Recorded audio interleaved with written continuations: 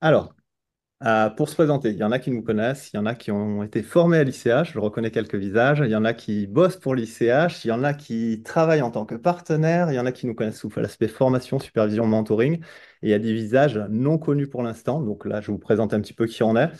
Donc on est une boîte, une tribu, on se qualifie, et là je reconnais notamment Sophie qui se reconnaîtra dans les valeurs, et Émilie, qui est centrée vraiment sur la croissance intérieure, l'enchantement client, dépasser les attentes, on nous qualifie de généreux. Humanisme, au cœur de nos activités, on fait du coaching, on fait de la supervision, on est aussi école de coaching, on accompagne des boîtes en hypercroissance, et puis on a une boîte qui s'appelle Napio, qui porte l'OFTAC, un outil psychométrique qui permet de détecter les valeurs et les talents. On est très engagé sur les actions RSE, notamment vis-à-vis de l'entrepreneuriat social, donc en France et à l'étranger, notamment au Népal. Pour me présenter, alors je les ai mis juste pour faire la frime aujourd'hui, sinon après on s'en fout. Deux blasons ICF parce que c'est la fiesta du coaching, on est dans la coaching week, donc on se dit vraiment à tous les coachs, là je vous souhaite de passer une très belle semaine. C'est la semaine internationale du coaching, donc on célèbre notre métier. Ces blasons, ils ont de l'importance, et là je prends à partie une future MCC qui est dans l'Assemblée, donc à Florence. Ces blasons, ils montrent l'engagement vis-à-vis d'un métier, au-delà de la compétence, donc c'est pour ça que je les ai posés.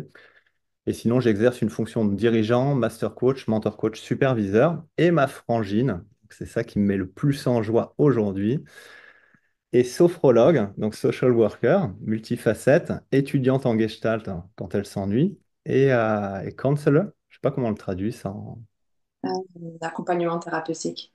accompagnement thérapeutique. Et je vais parler de ce que je détecte de la frangine et de la professionnelle. Passionnée, fun, généreuse, altruiste, douce, engagée, curieuse, authentique, passionnante, fascinante, rayonnante et maman globe-trotteuse de deux petites rockstars. Donc c'est un plaisir de t'accueillir ici et de partager avec toi. Bah, je te remercie. C'est vraiment une entrée sur scène avec des paillettes là, hein. Donc quelques mots. Ouais, je suis assistante sociale en Angleterre et sophrologue également. Donc moi, j'accompagne vraiment des familles et des individus sur des situations de vie complexes, des transitions de vie assez difficiles. Et j'utilise entre autres la sophrologie comme une méthode d'accompagnement. Et comme Bertrand le disait, moi je suis passionnée par le développement de soi, par l'humain, par l'accompagnement, par la relation d'aide. Donc je suis toujours en formation continue, que ce soit en gestalt, en théorie polyvagale, enfin bref, je pourrais faire une liste aussi longue que mon bras. Je suis maman de deux petits loustics qui m'animent, me remplit de joie au quotidien sans, bon, bien sûr, avec les challenges que ça apporte. Et je suis super contente aujourd'hui d'être là, de vous rencontrer tous virtuellement. Je me réjouis de co-animer ce webinaire avec toi, Bertrand, parce que c'est la première fois qu'on a l'opportunité de faire ça. Et donc voilà, je suis contente d'être avec vous aujourd'hui. Alors, pour attaquer, donc là, pour entrer dans le vif du sujet, donc comme je vous l'ai dit, l'intro, donc le prétexte, c'est vraiment un prétexte, c'est qu'aujourd'hui, donc l'ICF célèbre avec nous en tant que coach, donc le coaching, donc c'est l'International Coaching Week. On propose des webinaires, des workshops en entreprise pour les coachs. Donc là, vous en faites partie, c'est un honneur de vous accueillir. Et on va parler coaching. Donc je pense que pour la plupart des coachs ICF, donc c'est la plus grande fédération. Elle a un périmètre global, donc elle réunit des coachs qui sont engagés dans la formation de manière continue, qui sont engagés également dans la réflexivité, qui sont en accord avec un code de déontologie qu'ils respectent, donc avec une certaine éthique, et un référentiel de compétences. La définition qui est posée, qui nous réunit tous, c'est qu'en fait, le coaching se définit à la fois par une alliance, c'est un process à la fois de réflexion, de créativité qui permet de développer le potentiel du client. Si on le fait en mode simple, moi j'ai rajouté quelques mots, conversation puissante, alliance, confiance, objectif, donc on est toujours dans une notion de résultat, et je vais rajouter quelque chose qui m'est très cher, donc là je vous fais la confidence, c'est la vulnérabilité. Et je vous pose la question déjà, qu'est-ce qu'il faudrait comme ingrédient dans un coaching, voire dans une supervision, pour créer cet espace où on peut se montrer vulnérable? Est-ce que vous pouvez écrire quelques réponses dans le chat? À votre avis, quels sont les ingrédients qui permettent d'accéder à la vulnérabilité? Est-ce que vous avez des idées? Confiance, sécurité, non-jugement, confiance. Une boîte de mouchoirs, ok. J'en ai peut-être un. Là, j'ai des sopalins devant, pas loin. Alors, donc là, la question, c'est en tant qu'accompagnant ou client. Alors, c'est une bonne question, puisque moi, j'aime bien me montrer vulnérable dans l'espace supervision. Peut-être parfois en coaching, on demande des permissions, mais là, c'est plutôt pour le client. Qu'est-ce qui fait qu'il peut se montrer vulnérable? Confidentialité, authenticité, sécurité relationnelle. Donc là, on a une bosse de la théorie polyvagale. Modéliser, incarner ce qu'on propose. Donc, ce que je retiens, il faudra avoir un contexte où on pourrait se dire c'est confidentiel. On pourrait se donner quelques modes de fonctionnement pour se sentir suffisamment sécure. La boîte de mouchoirs, on la rajoute, ça c'est un ingrédient. Et puis d'être authentique et d'incarner ce qu'on dit, ce qu'on fait. Donc on appelle ça la congruence. OK, alors on va essayer de le faire avec vous et je vais vous demander déjà un accord. Est-ce que c'est OK, notamment dans l'expérience de la supervision, de se montrer vulnérable, à la fois côté superviseur, si vous m'accueillez comme superviseur, mais aussi en tant que supervisé ou potentiel apprenant. C'est OK pour tout le monde? Yes, je veux voir des pouces, des paillettes, des cœurs, peut-être une fanfare, hein, qui sait. Je sais qu'il y a des batteurs ici. OK, ça a l'air d'être OK. Donc, trois typologies de coaching. Coaching individuel, équipe orga. Et du coup, il y a des blasons qui en découlent au niveau de l'ICF, ACC, PCC, MCC pour l'individuel et ACTC pour le collectif. J'ai fini ma partie pub. Et maintenant, je peux être totalement moi-même. Je me déstretch. Alors, du coup, maintenant, on va parler du bon coaching. À votre avis, quels sont les ingrédients du bon coaching? Là, j'ai parlé du bon coaching formel. On répond à un référentiel de compétences, on répond à un code de déontologie et à des règles métiers. Maintenant, c'est le très bon coaching. Qu'est-ce que c'est les ingrédients à votre avis? Si vous pouvez vous lâcher dans le chat. Être soi avant tout. Donc, OK, ce serait l'alignement. Sophie, donc elle vient de dire, c'est être coach versus faire du coaching. Donc, c'est à la fois la posture et dans l'être versus les outils, la manière de faire et l'action. Être pleinement là, donc on parle de présence, ça c'est pour Sarah. Laisser la place, donc l'écoute, ça c'est pour Alice. L'écoute, ok, et les questions puissantes et la présence, ok. Là, je reconnais déjà des compétences, en tout cas de l'ICF, qui sont en filigrane, notamment sur l'alliance et provoquer prise de conscience. Ok. Alors, moi, je vous partage expérience de. C'est vrai que j'ai plus trop de cheveux, j'ai la barbe blanche, 15 ans de coaching. C'est le niveau de compétence déjà qui vient le premier. Ce que recherchent nos clients, c'est à la fois est-ce que la personne a été formée ou est-ce qu'elle s'autoproclame. Donc, c'est le boulot qu'ont fait toutes les fédérations. On se confronte à des examens, des groupes de pairs et on progresse de manière continue. Ça, normalement, je pense qu'on l'a tous. Est-ce qu'il y a des personnes qui sont certifiées par l'ICF? Mettez un pouce ou un blason ou une paillette, un cœur. Mettez-le dans le chat juste pour voir combien il y a déjà de certifiés. Ok, un cœur paillette, non? Ok, là pour l'instant, j'ai qu'une certifiée. Ok. Est-ce qu'il y a des personnes rajoutées? On va peut-être aller plus loin. Formées au coaching. Là, normalement, j'en ai pas mal quand même. Ah, j'ai des vrais pouces comme ça. Ok, des cœurs. Ok. Je vois pas tout le monde du coup. Ok. Deuxième, c'est la posture. C'est à la fois les valeurs, l'engagement et l'éthique. Là, je rajoute quelque chose, ça peut vraiment aller au-delà d'un papier, de règles, hein. Ça peut être un engagement de vie. Et là, il y en a plusieurs qui sont là. Moi, j'appelle ça Soul in the Game. C'est on s'engage au-delà de soi. C'est presque une dimension un petit peu spirituelle ou sagesse. Et le dernier point, qui est le plus important à votre avis, c'est quoi? Qu'est-ce qui pourrait être le plus important au-delà des compétences et de la posture? Ouais, la supervision, là, c'est bien dit, Émilie. Yes, ça en fait partie. Mais qu'est-ce qui pourrait être vraiment le plus important? L'atout qui fait qu'un client nous recommande, il n'y a même pas besoin de pub, pas besoin de réseaux sociaux, rien du tout. Il en redemande. C'est en lien avec la question qu'il y avait juste avant sur la vulnérabilité. Confiance, connaître l'ICH, c'est gentil. Ok, alors les résultats, pour moi, ils sont en lien avec la compétence. Ce dernier, donc c'est vraiment mon mantra. C'est le travail qui a réalisé sur lui-même. Pour moi, vraiment, et ça, c'est pas obligatoire, hein, c'est pas dans l'ICF ou les fédérations. C'est le travail qu'il a fait en psychothérapie. C'est la connaissance de soi. Après, le mentoring, c'est sur la notion de montée en compétences. Et enfin, c'est la notion de supervision. Quand on n'est pas à l'aise, quand on rencontre des difficultés, ou même quand on a envie de faire la fiesta et de célébrer, c'est vraiment d'être sur ces trois piliers à minima. Ma frangine m'a envoyé récemment, alors je ne me rappelle plus le nom du jeune homme, mais il était brillant. Il faisait plutôt jeune, moustachu, je crois qu'il est psychologue à la base, et il expliquait qu'en fait, ses clients le payaient. En vérité, le prix de la séance n'était pas lié, par exemple, au prix ou à l'expérience, mais plutôt à la manière dont il a appris à réguler son système nerveux. Et je trouvais ça fabuleux parce que ça renvoie, quand on a fait travailler en psychothérapie son système nerveux a une notion de sécurité intérieure qui se transmet dans la relation. Et ça, c'est pas les diplômes, c'est pas la posture qu'il fait. C'est le travail que vous avez fait sur vous. Donc là, est-ce que vous pouvez me dire, vraiment dans le chat, comme ça je vous vois tous, c'est qui a la sensation d'avoir réalisé un travail sur lui ou sur elle-même, que ce soit en psychothérapie, mentoring, supervision ou dans des workshops, des retraites. Anne-Laure, yes, yes, yes. Waouh, on a des surexcités. Ok. Donc là, on a des très très bons coachs, de mon point de vue. Je vous ai mis, si vous voulez aller plus loin, donc des infographies, vous pouvez les scanner à chaque fois.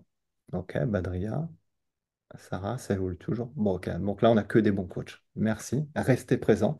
Là, je vais laisser la place à Marion et on va accentuer, puisqu'en plus, vous avez déjà bossé sur vous, votre capacité de présence. On va voir un petit peu là où vous en êtes. Et puis, on pourra s'appuyer aussi sur la théorie polyvagale, système nerveux, pour voir quand on se sent un petit peu unsafe.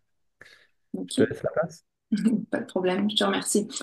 Donc dernièrement, il y a de plus en plus de recherches qui montrent que la qualité de l'accompagnement, c'est vraiment une des clés pour l'efficacité d'un accompagnement, que ce soit en thérapie ou en coaching. C'est l'alliance qui va être un déterminant, un facteur déterminant du succès de cet accompagnement, de cette efficacité.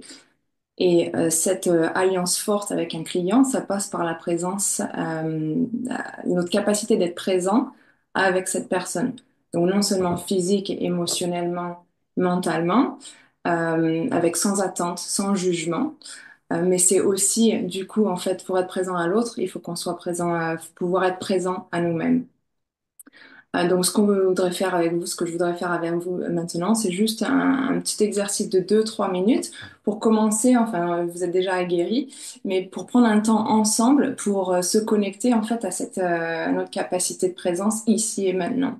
Donc, ça passe vraiment par un moment de réflexion où nous allons fermer nos yeux et regarder ce qui se passe dans notre univers intérieur. Donc, comment je me sens physiquement? Est-ce qu'il y a des tensions dans mon corps? Quelles émotions suis-je en train de vivre? Quel est mon dialogue intérieur? Donc, ne fermez pas encore vos yeux, hein. Mais je vous dis quand on est prêt. Donc voilà, comment mon état d'être, donc comment mon état physique va être peut-être influencer la relation, l'espace relationnel avec ce client. Parce que la manière je me présente en séance, euh, ça va vraiment influencer comment la personne va interagir avec nous. Ça va être palpable pour l'autre.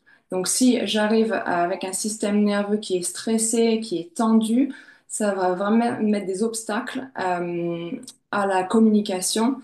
Ça va envoyer des signaux à l'autre que je suis pas vraiment disponible, que je suis peut-être distrait ou même ma tête n'est pas vraiment dans cette séance-là. J'ai apporté peut-être du contenu qui n'a pas lieu d'être dans cette séance. Alors que si j'arrive et quand je suis calme, je suis régulée, je suis ouverte, je vais créer un espace de rencontre, un espace de disponibilité où l'autre va le sentir et ça va favoriser le partage, l'authenticité et l'engagement. Parce que comme tu disais, Bertrand, enfin, pour moi, c'est fondamental, en fait, qu'on soit coach, sophrologue, enfin, n'importe quelle modalité, quand on est dans la relation d'aide, fondamentalement, pour aider l'autre, il faut être conscient de ce qui se passe en nous. Et ça demande un travail, voilà, dans ces espaces de supervision, de thérapie, mais aussi au quotidien, en fait, de prendre cette pause et de se poser la question, bah, qu'est-ce que je suis en train de vivre maintenant? Moi, c'est quelque chose que je fais dans le travail social plusieurs fois par jour, avant les séances et après les séances, pour me créer un espace où je prends vraiment conscience de ce que j'apporte. Il n'y a peut-être pas lieu d'être et que je puisse du coup mettre ça de côté. J'allais dire compartimentaliser, mais je sais pas si ça se dit en français. Vous m'excusez, hein, je travaille majoritairement en anglaise, donc il se peut que mon français soit pas au top top. Donc, comment je peux mettre ça de côté pour être pleinement présent, pour pouvoir être dans une écoute active et bienveillante. Donc, vraiment, pour moi, c'est la base d'un accompagnement et ça va vraiment se ressentir. C'est fondamental à l'alliance avec le client. Donc, ce qu'on va faire maintenant, c'est qu'on va prendre juste 2 minutes. Je vous invite du coup à fermer vos yeux et à prendre un temps pour vous. Fermer les yeux, c'est vraiment essentiel pour pouvoir limiter un peu le stimuli qu'il y a autour de nous. Et on va regarder ce qui se passe au niveau physique, émotionnel et mental pour juste faire un état des lieux. Donc, je vous invite à être curieux, à être dans l'observation, dans le non-jugement de vous-même. Et simplement en fermant les yeux, vous allez déjà porter attention à ce qui se passe au niveau physique. Donc, est-ce que vous avez des tensions dans le corps? Peut-être scanner votre corps de la tête aux pieds et puis noter les sensations physiques qui apparaissent pour vous et observer peut-être si ce sont des tensions que vous avez acquises récemment dans votre journée ou est-ce que c'est peut-être des tensions que vous avez vécues, vous avez depuis plusieurs jours.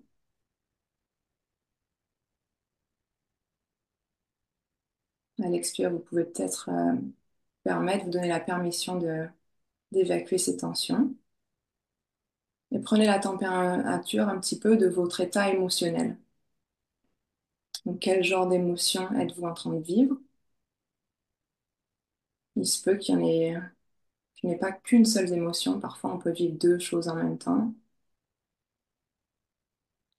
Peut-être en vous demandant l'énergie dans laquelle vous êtes. Est-ce que c'est une énergie basse, une énergie haute, agréable, inconfortable? Et puis maintenant, portez votre attention sur l'aspect cognitif, au niveau mental. Quel est votre dialogue intérieur? Quelles pensées avez-vous ici et maintenant? Voilà, sur trois niveaux, niveau physique, mental et émotionnel. Et peut-être noter, observer ce qui peut-être peut affecter votre présence dans la relation à l'autre au quotidien. Simplement en prenant note, en observant ce qui se passe en nous. Parce que c'est comme ça qu'on peut ensuite, du coup, avec cette prise de conscience, prendre des décisions, prendre des actions qui vont nous permettre d'améliorer cette qualité de présence. Et ensuite, vous pouvez rouvrir les yeux quand vous êtes prêt. Je vous invite du coup à partager, si vous le souhaitez, ce qui s'est passé peut-être pour vous dans le chat, ce que vous avez pu observer de manière neutre sur votre état d'être.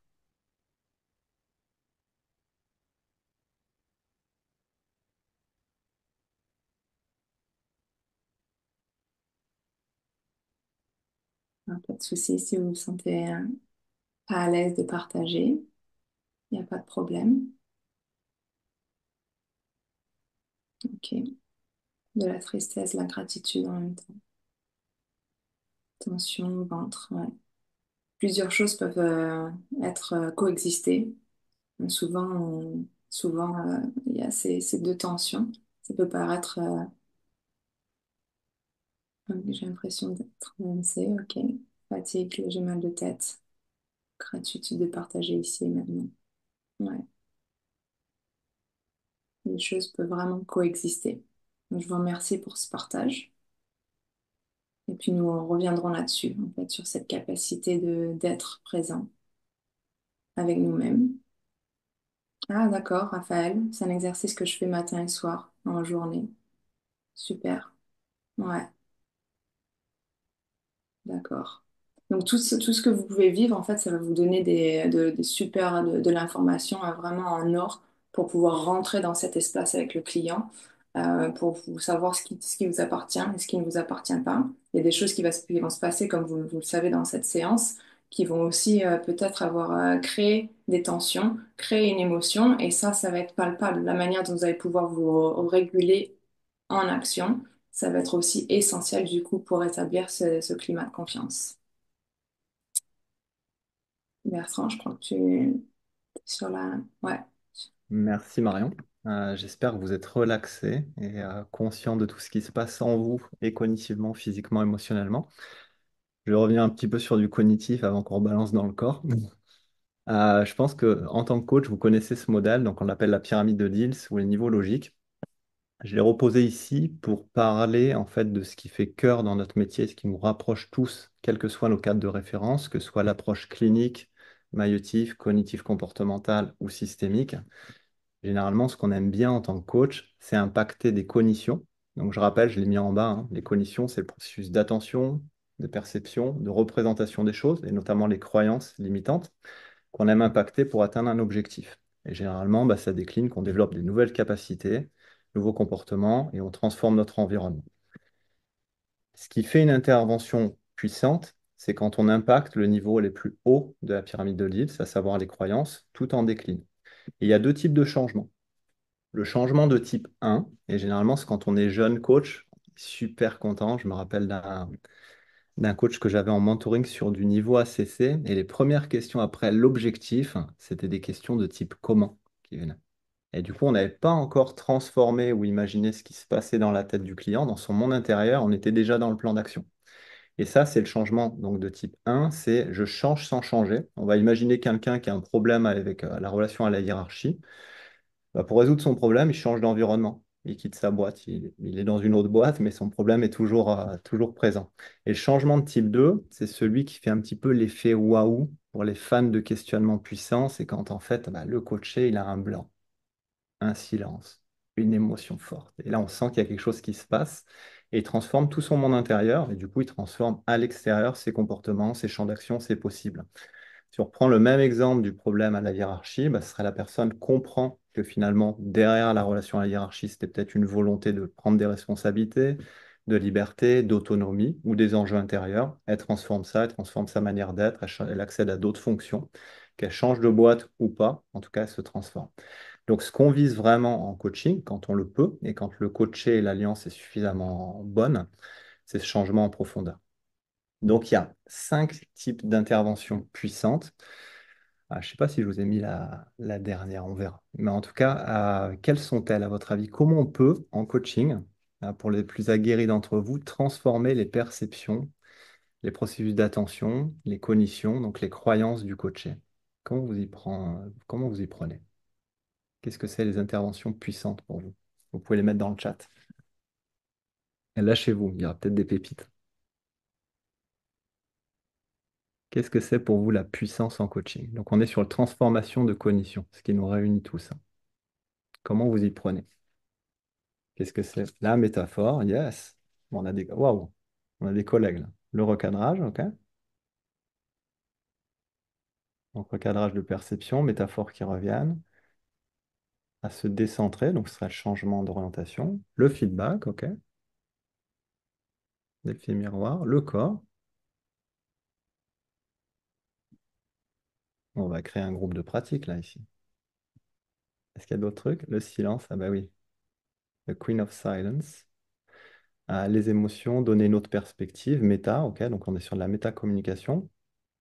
Hypnosis coaching, ça c'est de la triche. Ok. Bon. Le premier, il n'est pas sorti. Le partage, ok. Le questionnement puissant, c'est celui qui va permettre de générer chez l'autre. Alors souvent, quand j'accompagne plutôt en mentoring qu'en supervision, c'est essentiellement chez les jeunes coachs ou ceux qui veulent aller vers du MCC. Donc c'est carrément aux antipodes, soit débutant, soit très avancé. C'est comment j'améliore la puissance de mon questionnement. Et là, on s'imagine souvent, c'est une liste de questions, un peu type. Et je me rappelle d'un mentoré, d'un mentee, c'était la question de la baguette magique. Si tu as une baguette magique, qu'est-ce que tu fais, quoi? Si tout était possible. C'est à nos limites. Donc, c'est des questions qui vont retirer l'obstacle et qui vont permettre à la personne de changer. Sauf que la question, quand elle est vraiment puissante, c'est celle qui est adaptée au bon timing, à la personne en sur-mesure, et c'est plutôt une question qui est intuitive. Ce questionnement puissant, il génère un silence, une émotion forte et un changement de perception. Donc, normalement, après avoir posé la question, c'est pas la réponse qui compte, c'est le gap entre la personne quand elle va s'exprimer et ce temps de réflexion. Deuxième point, c'est le feedback et la reformulation. Et rien qu'une reformulation, c'est en soi un recadrage, selon la manière dont vous le faites. Et le feedback, il peut vous permettre non seulement de partager ce que la personne a hors de son spectre, donc là on transforme ces processus d'attention, de perception, mais aussi de lui apporter une dimension qui soit somatique, émotionnelle, au-delà de la cognition. Il y a les métaphores. Les métaphores à permettre de transformer son monde intérieur, ses représentations. C'est une technique aussi hypnotique, je le dis pour Sylvain, mais tu as le droit de l'utiliser en coaching, surtout quand c'est l'autre qui l'a choisi. Première méthode pour ceux qui la connaissent déjà, qui m'ont déjà eu en supervision ou en mentoring, vous posez la question, ça marche à tous les coups, à la personne quand elle aborde sa situation problématique, quelle serait la métaphore pour la refléter, l'exprimer? Vous explorez ce qui se passe dans la métaphore, vous l'invitez à trouver des solutions dans cette métaphore, puis après, dans le monde réel, dans sa situation d'origine, vous l'invitez à transformer ces solutions par des plans d'action concrets. Ça marche à tous les coups. Et dans le cadre d'une certification, pour marquer des points dans vos enregistrements, pour ceux qui vont avoir du ACC, PCC ou MCC, ça peut vous aider.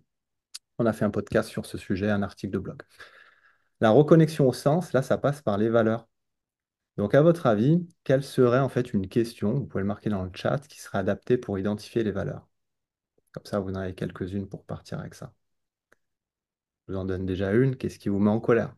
Généralement, quand il y a la colère, c'est soit la perte de territoire, soit un problème de croyance, soit sinon une valeur qui est transgressée. Qu'est-ce qu'il pourrait y avoir d'autre? Qu'est-ce qui fait sens pour toi? Direct, pouf, pragmatique, ça marche super bien. Quoi d'autre?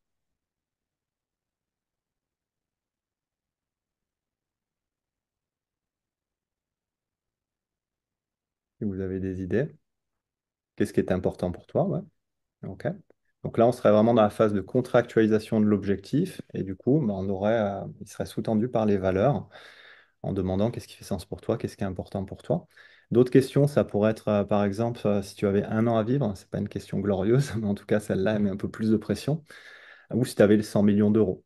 Donc généralement, les valeurs, elles permettent de s'épanouir, de mieux performer, de plus s'impliquer et de générer du sens. Je vous recommande notamment tous les ouvrages de Viktor Frankl et le Rogers et d'Irving Yalom. Là, je fais de la pub pour les anciens, avec des cœurs et des paillettes. La confrontation, c'est une de mes techniques préférées. Par contre, on peut confronter, ça c'est mes superviseurs qui me l'ont transmis, de toutes les générations. C'est un adage qu'on se transmet entre nous, c'est on ne confronte qu'au niveau qu'on a d'abord soutenu.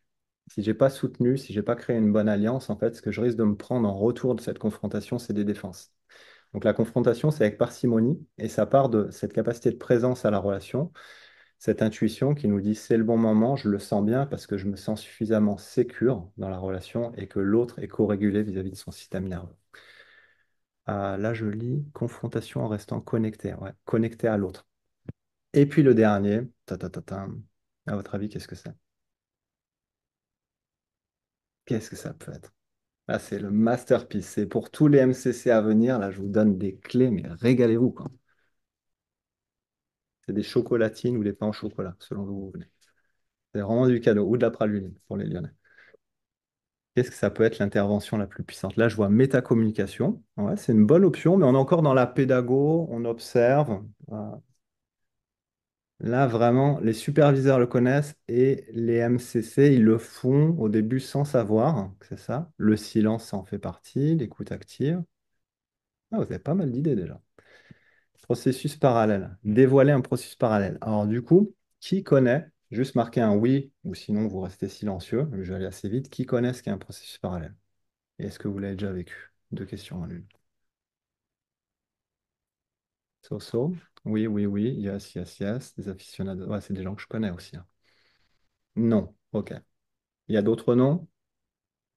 Allez, je balance les slides. Donc, en gros, ce que je vous donne déjà d'emblée, en fait, là, c'est plutôt en tant que master coach, expérience, c'est ces questionnements, ces techniques, ces feedbacks, ces métaphores. Vous pouvez les bosser, vous pouvez les apprendre d'un point de vue cognitif, à partir de listes, de méthodes et tout ça. Et c'est très bien, hein, c'est chouette, ça permet d'apprendre. Mais en gros, au bout d'un certain, vous apercevez que c'est plutôt votre intuition, votre qualité de présence qui vous le souffle. Et après, ces capacités à mesurer si dans l'alliance, je peux me permettre. Donc déjà, est-ce que j'ai contractualisé? Est-ce que j'ai le consentement? Est-ce que je peux partager un feedback sans attachement? Est-ce que je peux reformuler oui? Est-ce que je peux questionner de manière puissante? Oui, ça fait partie du coaching. Est-ce que je peux partager une métaphore? Ou est-ce que j'attends qu'on me la soumette? Est-ce que j'ai le droit de confronter? Qu'est-ce qui se passe quand je confronte? Est-ce que je suis à l'aise? Ou est-ce que ça crispe? Qu'est-ce qu'il va penser de moi, le coaché, si ça se passe mal? Donc, ça veut dire que j'ai un petit peu un agenda ou une attente. Et puis, le processus parallèle, ça touche à tous ces sujets. Le processus parallèle, il y a juste un danger, avant que je vous l'explique, c'est qu'il peut toucher soit à la thérapie, soit à la systémie. Donc, systémie, c'est assez simple. Si on s'aperçoit de tout ce qui se passe dans l'écosystème du coach et le nôtre, thérapie, bah, ça peut être un processus de guérison qu'on peut rencontrer à la supervision, mais généralement qui va être abordé dans un autre espace. Donc, juste, c'est ça que je préférais vous poser en préambule. Il y a quand même un danger à explorer le processus parallèle. Donc, le premier truc qui est important de comprendre, et Marion l'a déjà un peu expliqué, avant de venir au binaire, même si ça a été court, j'étais un petit peu en speed, moi, j'ai pris un temps de me centrer. Alors, le temps de centrage, ça passe par une petite carte postale qui est devant ma machine à café. Le Dieu Café est là. Et c'est quand je prends mon café, comment je me sens? Est-ce que je suis surexcité? Est-ce que je suis fatigué? Est-ce que c'est le 12e de la journée? Que dit mon corps? Que disent mes émotions? Ça peut aller très très vite, mais c'est un temps de centrage. Ça me permet après, quand je rentre dans l'espace du webinaire, du coaching, du mentoring, de la supervision, de savoir ce qui m'appartient. À la frontière contact, c'est la limite dans la relation avec l'autre. C'est en lien avec mon espace psychique. Quand j'entre en contact avec l'autre appareil psychique de l'autre, quand il rentre dans mon espace, qu'il est surexcité, qu'il est calme, qu'il est apathique, qu'est-ce que je ressens? Donc c'est un état neutre, comme a fait Marion, c'est qu'est-ce que je ressens avant, qu'est-ce que je ressens pendant, et je rajoute qu'est-ce que je ressens après. À partir de ces trois informations, donc à la frontière contact, la frontière de la rencontre, en lien avec des besoins mutuels, j'ai quantité d'informations sur ce qui se passe, un enjeu plus underground, inconscient. On peut avoir des schémas relationnels qui se manifestent. On peut avoir des dynamiques de test. Tiens, ce coaché, il arrive toujours en avance. Chaque fois que j'arrive sur le café, il partage le café avec moi. Ah, tiens, celui-là, il arrive toujours à la bourre. Et il dit, ouais, mais là, j'ai une excuse. Ça, on arrive à le voir d'un point de vue rationnel. Puis, il peut y avoir des dynamiques transférentielles. Tiens, à chaque fois, la coachée ou le coaché, en fait, est gaga et me demande et me valorise à chaque fois avec plein d'infos. Bah, il se joue quelque chose. Le rapport au cadre, qu'est-ce qui se passe quand je recadre, quand je rappelle le contrat, et puis des mécanismes de défense. Est-ce que vous avez déjà vécu ces types d'éléments-là qui se manifestent? Est-ce que vous avez déjà vécu ça dans votre accompagnement?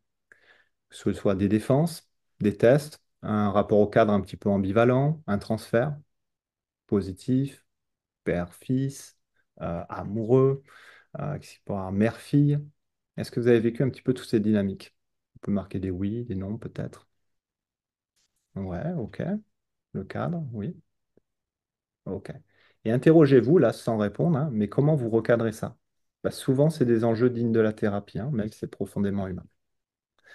Le processus parallèle, en fait, il va amener tout ce qu'on a vu juste avant dans le même espace. Quand la personne rentre dans votre espace, il va y avoir ce qu'on appelle un mot classe que vous pourrez utiliser en soirée pour vous la jouer un petit peu, un isomorphisme.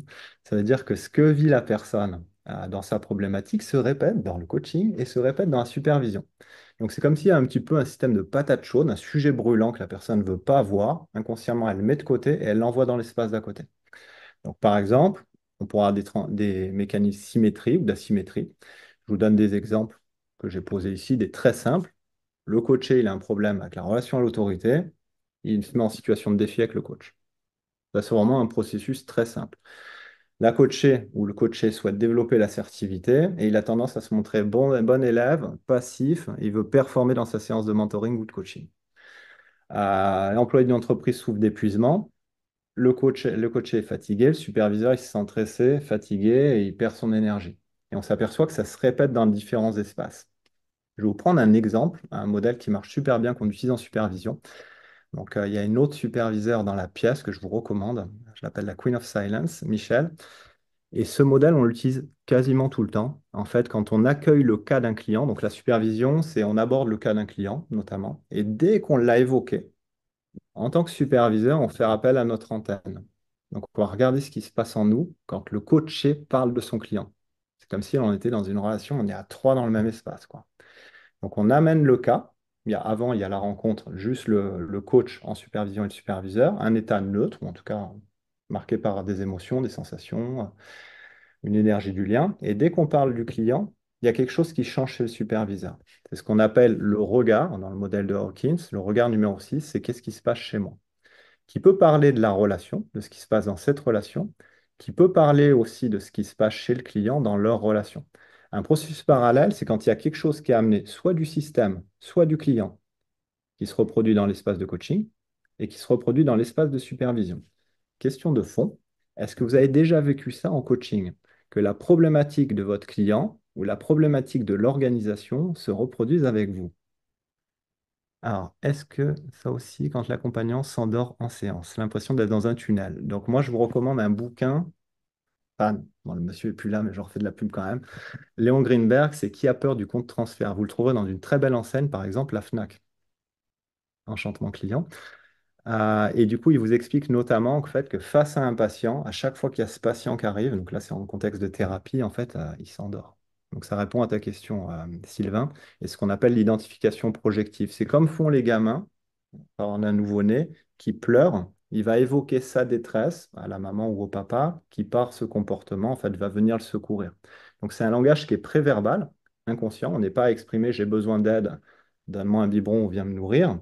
On est plutôt j'exprime un comportement qui fait que l'autre va réagir. Et dans l'espace de supervision ou de coaching, c'est ce que vous ressentez. Dès que vous ressentez une sensation qui est inhabituelle, même qui vous met mal à l'aise, c'est cadeau.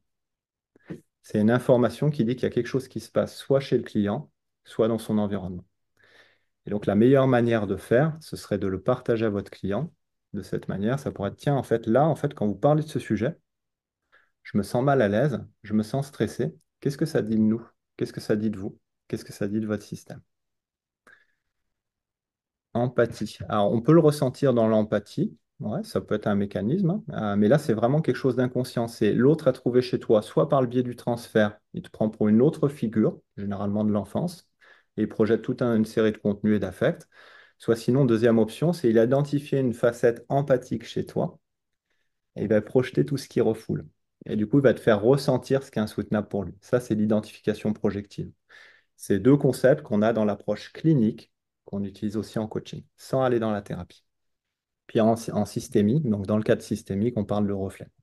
Et ça parle d'enjeux qui se produisent dans le système. Alors, pour développer votre boussole, l'enjeu, c'est de développer votre capacité de présence et votre conscience somatique. Donc, ce que vous pouvez vous poser quand vous êtes dans l'espace de coaching, c'est quelle est mon émotion, quel est mon ressenti, ce qu'on a fait avec Marion, hein. Quelles sont mes sensations, qu'est-ce que ça dit de moi, qu'est-ce que ça dit de notre relation. Vraiment, là, c'est si on a le droit de contractualiser la relation, vous pouvez explorer tout ce qui se passe dans votre lien. On appelle ça aussi la phénoménologie. Et qu'est-ce que ça peut dire de l'autre et de son système? Marion, est-ce que tu veux rajouter des points là-dessus, en termes de conseils peut-être ou de clés pratiques en lien avec la sophro?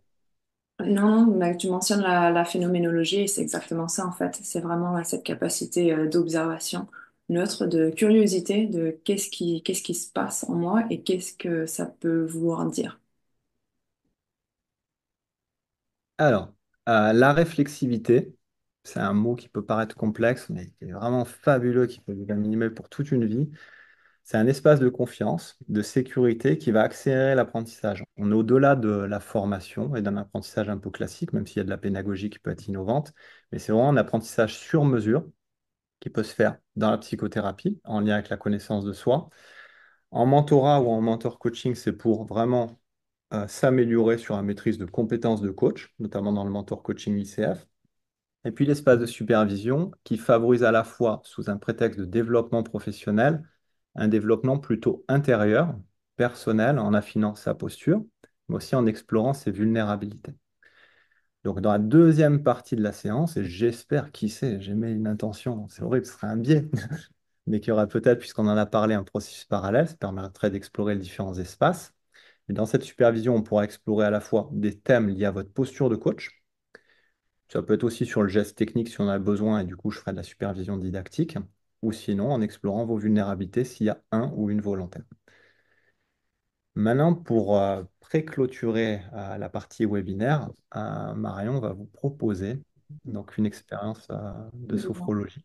Donc, une petite expérience viventielle de recentrage, parce que la première expérience qu'on a vécue tout à l'heure, ça a été vraiment être un état des lieux aussi sur ce qui se passe physiquement, émotionnellement et mentalement. Mais là, cette séance-là, elle va durer à peu près 5 ou 6 minutes, pas plus, avec une intention différente. Donc, une fois qu'on prend conscience de notre état interne, on va peut-être se rendre compte qu'il y a des choses qui vont être, qu'on va devoir mettre de côté avant qu'on rentre dans cet espace client. Donc, moi, c'est un exercice que je fais souvent après cette étape initiale d'état des lieux. Ça va être de faire de la place à l'intérieur, vraiment se débarrasser des choses qui n'ont pas lieu d'être en fait dans cet espace et de mettre ça de côté. Donc, ce que je vais vous demander de faire, c'est de vous connecter à votre respiration, de vous connecter à votre corps, puisque c'est par là que ça commence. Et on va prendre un temps de respiration, de conscience de la respiration. Ensuite, on va faire un petit balayage de la tête au corps avec l'intention, sur l'expire, vraiment de mettre de la distance avec ces tensions, cette négativité peut-être qu'on peut vivre en nous-mêmes. Donc, c'est aussi un exercice que vous pouvez faire après des séances si jamais ça a été tendu ou difficile. pour réguler votre système nerveux et du coup vous préparer pour la séance d'après. Et ensuite, on va faire une respiration synchronique. Donc, inviter quelque chose, peut-être un élément, et votre conscience vous apportera quelque chose hein, dans cet état de relaxation. Un élément positif dont vous avez besoin pour améliorer cette capacité de présence à vous et à l'autre. Donc, c'est parti. Je vous propose, on va rester assis, hein. La sophrologie, elle peut être assez dynamique, mais là, c'est un exercice assis avec le dos donc bien contre la chaise, les pieds au sol. Et quand vous êtes prêt, je vous invite du coup à fermer vos yeux en mettant vos mains sur vos cuisses. Et déjà, en prenant un petit temps simplement pour prendre conscience de votre respiration comme elle est, sans changement. Il n'y a aucune performance, simplement une prise de conscience de cette respiration qui nous est souvent inconsciente. Donc en prenant quelques inspirations, expirations, de manière intentionnelle et consciente, nous prenons conscience de la température de l'air à l'expire, qui est peut-être plus chaude que la température de l'air à l'inspire. Peut-être observer la sensation du mouvement de votre cage thoracique ou de votre ventre. Peut-être observer le rythme de cette respiration, un rythme doux ou saccadé. La respiration, c'est vraiment le lien, notre connexion à cette fonction automatique, vitalité, qui fait que nous sommes humains,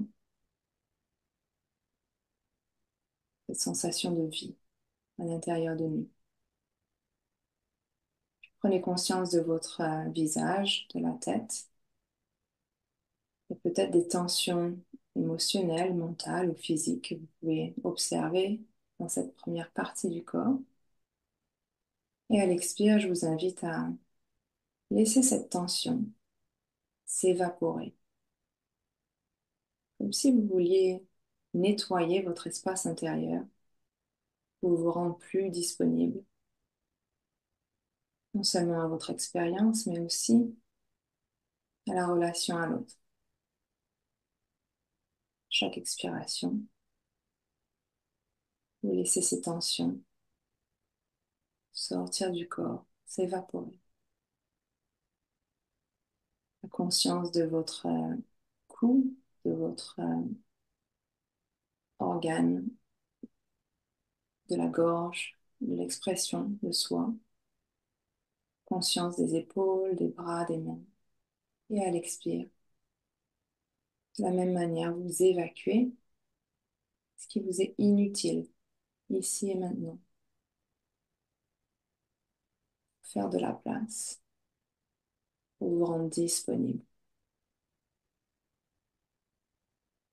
Portez votre attention sur votre cage thoracique, le haut du dos maintenant. Et à l'expire, vous lâchez prise. Vous vous donnez la permission de laisser cette négativité ou ces tensions s'évaporer. Une disparition totale ou simplement une mise à distance. La même chose au niveau de l'abdomen, du bas du corps, du bas du dos. Chaque expiration, on a lâché prise, un nettoyage, non seulement physique, mais aussi mental. Enfin, au niveau des hanches, des jambes, des pieds, peut-être des tensions inutiles. À l'expire, une relaxation, un lâcher prise.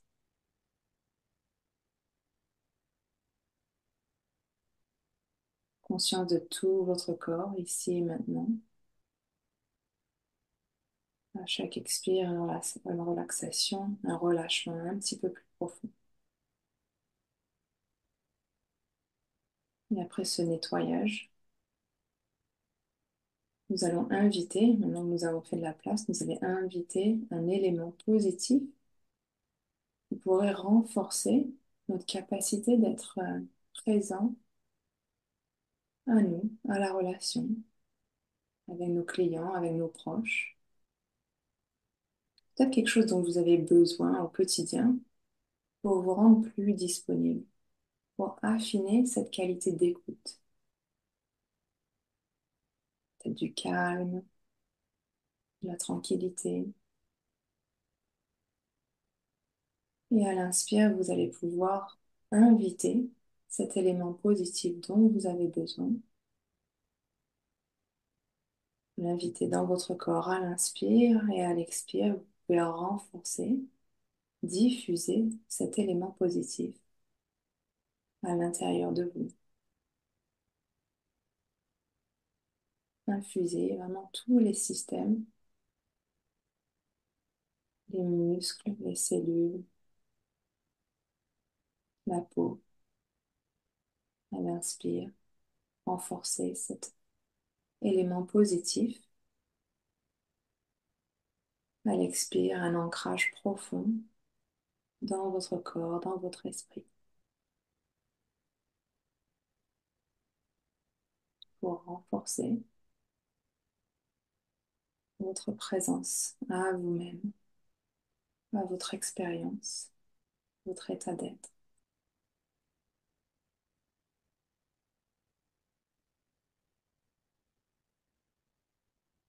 Et une pause maintenant, une pause en silence, pour simplement observer sans jugement, avec cette approche phénoménologique, ce qui se passe, ce qui a pu émerger en vous dans ces quelques minutes.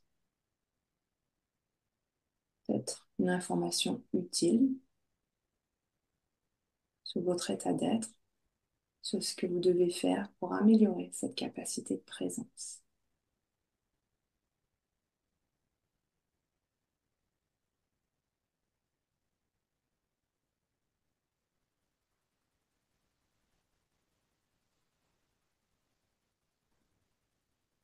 Et à votre rythme, vous allez pouvoir faire un retour à la pièce en vous rappelant où vous êtes et en bougeant votre corps, vous étirant si vous en avez besoin, peut-être un verre d'eau, et en ouvrant les yeux quand vous êtes prêt à réintégrer le groupe.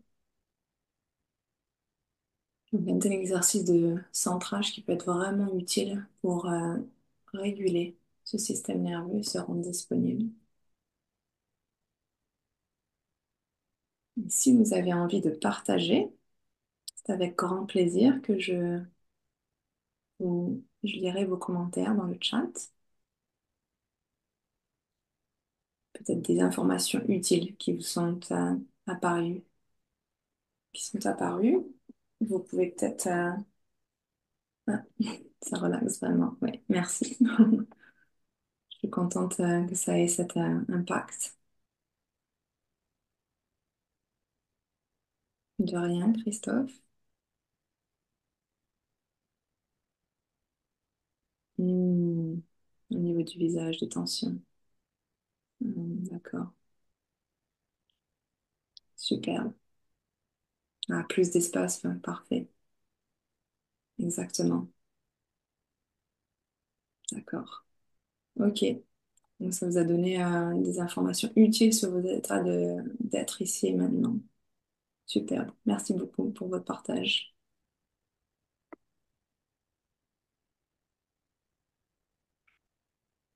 Alors, pour aller plus loin, donc là, après, on va parler supervision dans la deuxième phase du webinaire. Donc, il va y avoir une séparation, en tout cas pour un temps, pour ceux qui doivent partir à 14 heures. Dans la deuxième partie, on va parler supervision. Donc, la supervision, c'est un espace de réflexivité dans lequel on va travailler sur notre pratique professionnelle, on peut travailler sur la posture, sur vos difficultés, vos vulnérabilités. On va être centré peut-être sur un cas client. Il y a trois aspects, soit formatif, on va travailler sur vraiment la technicité. Normatif, c'est les problématiques d'éthique. Soit sinon, bah, vous aider, vous soutenir, hein, vous ressourcer en lien avec le groupe. C'est ce qu'on va faire juste après. Donc, je vous montrerai le format, le Canva. Donc, il va me falloir un volontaire. Mais avant de clôturer cette partie, et vous pouvez revenir sur le canal audio, il nous reste 3 minutes. euh, pour ceux en tout cas qui vont déjà partir, c'est qu'est-ce que vous avez envie de partager? Là, on vient de partager tout l'ensemble du webinaire et après, on fera la partie supervision.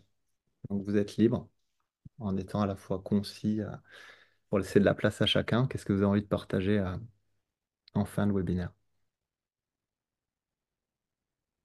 Vous pouvez le faire par canal audio, hein, c'est plus fun. Alors, je veux bien. Vous m'entendez? Hello, Badria. Oui. Est-ce que vous m'entendez? Oui. Ouais, super. Bah, moi, c'est ce que je vous ai écrit. C'est vraiment chouette de voir la complémentarité des pratiques. C'est plutôt sympa de voir en fait comment est-ce que pour un coach, on peut intervenir avec du somatique, avec de la recentrage sur soi, avec peut-être même de la visualisation. Mais en tout cas, il y a pas mal de choses là dans ce ping-pong que vous avez fait tous les deux que je trouve assez intéressant à proposer et à vivre. Merci beaucoup. Merci, cher Yogini, coach. D'autres Et je partages? vous dis au revoir. Ah ouais, à bientôt. Ah,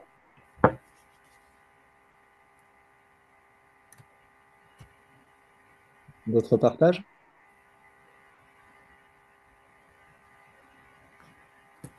Ça peut être à l'écrit si vous préférez, hein. Ouais, on a quelques commentaires dans le chat. Ouais, donc Michel qui doit y aller.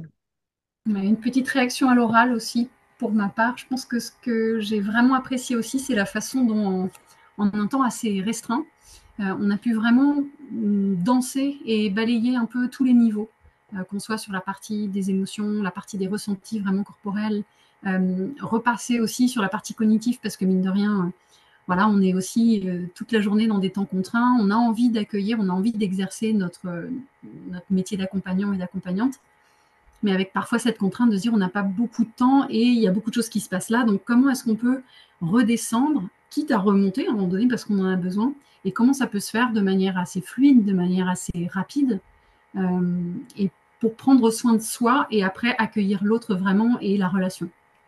Donc merci pour ça, c'était hyper instructif. Merci à toi. D'autres partages avant d'aborder la Et à supervision? bientôt. À bientôt.